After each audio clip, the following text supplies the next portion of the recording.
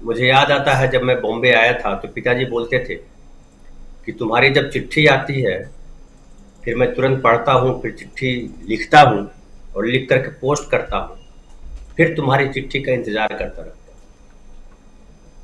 तो चिट्ठी जो है वो संवाद का माध्यम तो है, लेकिन एक ऐसे संवाद का माध्यम है जो सामाजिक संवाद नहीं, व्यक्तिगत संवाद का माध्यम।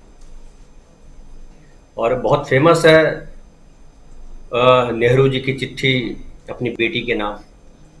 आजकल हालांकि चिट्ठियां लिखने का चलन नहीं है, लेकिन राहुल गांधी ने ये कह करके ये जो अभी हमारे अखिल स्वामी जी ने बोला भी कि ये घर घर मोदी, हर हर मोदी, तो हर हर तो भगवान महादेव के लिए ही कहा जाता है, लेकिन हमारे लिए तो देवों के देव महादेव उनके मोदी देव है ना।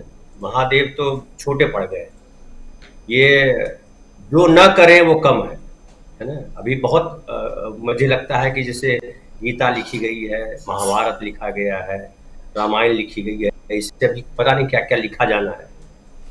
तो राहुल जी ने ये जो किया है इसको हम जोड़ते हैं कि सब लोगों के साथ संवाद जरूरी है, और संवाद उनके मुद्दों को लेकर के। और अगर ये कंटिन्यू रहा कि जो है इन्होंने जो चिट्ठी लिखी है और देश की जनता को संबोधित करने का काम किया है, वैसे ही देश की जनता भी अगर राहुल के साथ वैसे ही अपना संबोधन करे, उनको अपना अपना दुख दर्द बांटे, कहे कि हमारे राहुल जी हमारी ये स्थिति है, तो मुझे लगता है ये संवाद जो है आदान प्रदान का बड़ा अच्छा होगा और हृदय से हृदय तक का होगा।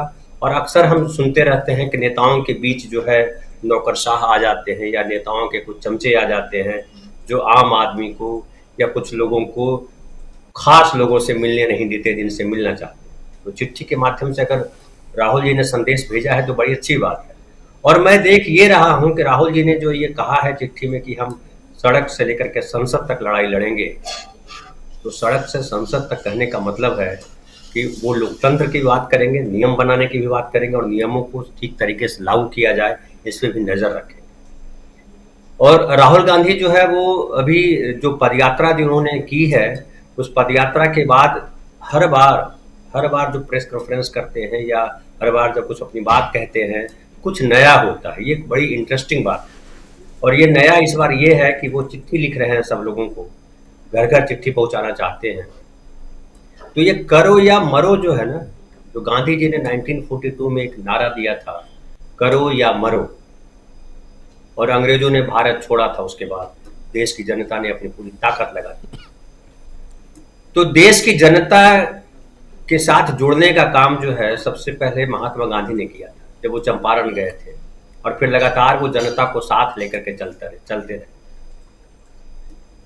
देश में जनता को छोड़ करके चलने का रिवाज फिर से चल पड़ा है। पिछले 8 वर्षों से हम ये देख रहे हैं कि जनता को सिर्फ जो है अपने मन की बात कह देते हैं नेताजी, और जनता की बात सुनते नहीं है, और मन की बात में ऐसी बातें कहते हैं जो पता नहीं किसके मन की बात होती है, क्योंकि जनता के मन में तो वो बातें जो है समाती नहीं है, जनता की समस्याएं होती नहीं है, और जनता के प्रति जो एक जवाबदेही होती है एक चुने हुए नेता की, वो दिखती नहीं है। नोटबंदी हो या जीएसटी हो, या जो नफरत का माहौल है एक खास समुदाय के प्रति, एक खास धर्म के प्रति जो माहौल क्रिएट किया जाता है, और मैं बोलूं कि उससे भी आगे है कि एक व्यक्ति के साथ अगर आप नहीं है तो आप देशद्रोही है, टुकड़े टुकड़े गैंग है, आपको गालियां दी जाएगी, पता नहीं क्या क्या किया जाएगा, क्योंकि आपको जय बोलना है। जो है अभी देखिए रामचरितमानस का है, बिहार के शिक्षा मंत्री प्रोफेसर चंद्रशेखर ने उस पर बड़ा हंगामा मचा हुआ है, और कई जो उनके साथी है वो डिफेंसिव मोड पे हैं, जाकि क्योंकि वो छेड़ना नहीं चाह रहे हैं कि बीजेपी फिर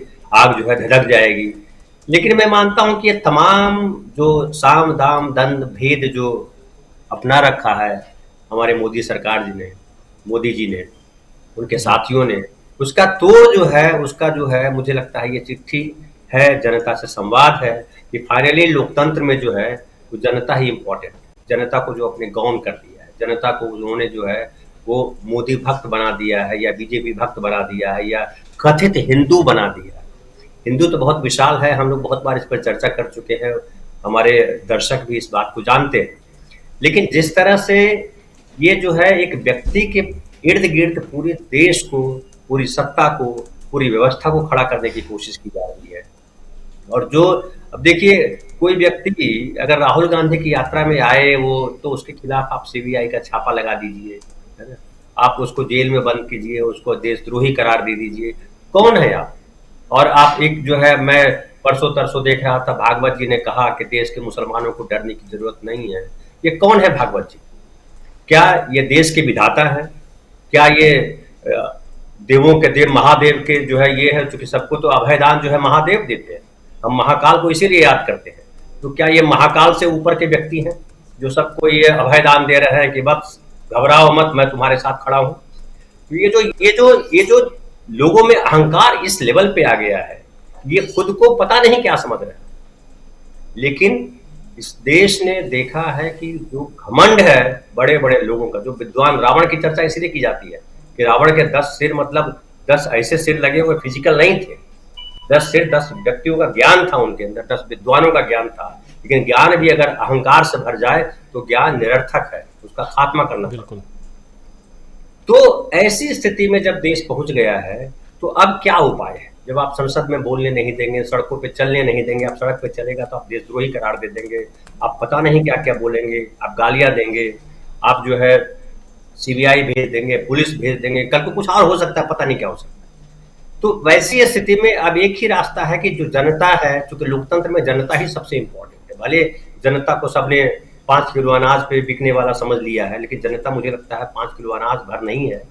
ये 5 किलो अनाज भी वही जनता उपजाती है जिस जनता को ये भीख में देने की बात कर रहे हैं कि हम फ्री में दे रहे हैं, मुफ्त दे रहे हैं।